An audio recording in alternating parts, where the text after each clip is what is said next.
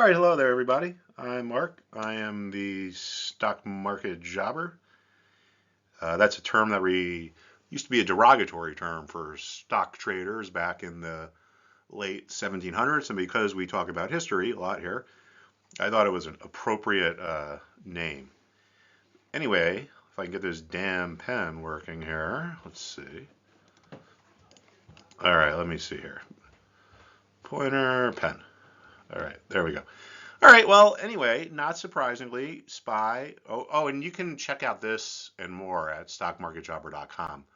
I have trading advice on there, historical information. So check it out, stockmarketjobber.com. But anyway, so not surprisingly, SPY ran its resistance around 390 on Friday after making a big move. Now, why do I say not surprisingly? And why do I say this was expected?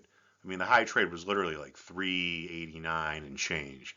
Well, it's because in the market, some levels are more important than others. And if you know this, and if you know what levels there are, you can, what we call on Wall Street, trade around them, and you can make money. Now, I come from the institutional trading world. I was a trader for Mario Gabelli. I was a trader for Steve Cohen. I was the head of trading at 3 different institutional money managers. I was a market maker. I oversaw the trading of probably 15 different hedge funds. So I'm someone who knows really what goes on Wall Street because I was there for 2 decades. And I will tell you this, in the institutional world, if you're a typical retail investor, it's probably very different than you think it is. One thing is that the great traders, they don't have these secret systems that always work. They pay attention to certain principles, and those are the principles we talk about here. It's which levels are important, which trends are important, what's the momentum in investment psychology. Now, when you look at a chart, you might not believe it, but this actually shows investment psychology. And the reason why this 390 level is important is psychological. It was support here, and people who bought it here were pretty psyched because it went higher, but after it went lower, a lot of the people who bought it feel buyer's remorse, and they tell themselves, you know what, I made a mistake, I want to get out, but I don't want to lose money, so I'm going to get out if I can break even. And they place their sell order at the same level they had their buy order. And if there's enough of these remorseful buyers placing sells, then the level that was support becomes resistance, like here. Now we have the opposite effect, right? The level that was resistance becomes support. And this happens because of seller's remorse.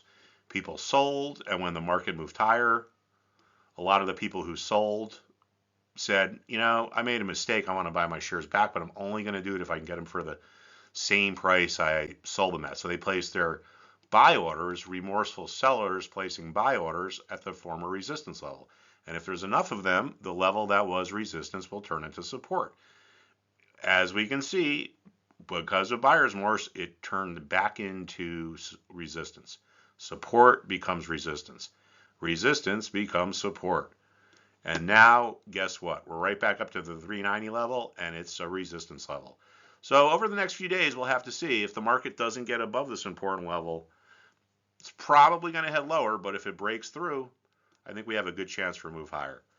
All right, so that's it. So just focus on what happens with this SPY and the 390 level. And remember to check out stockmarketjobber.com, and I will talk to you soon. Thanks, everybody.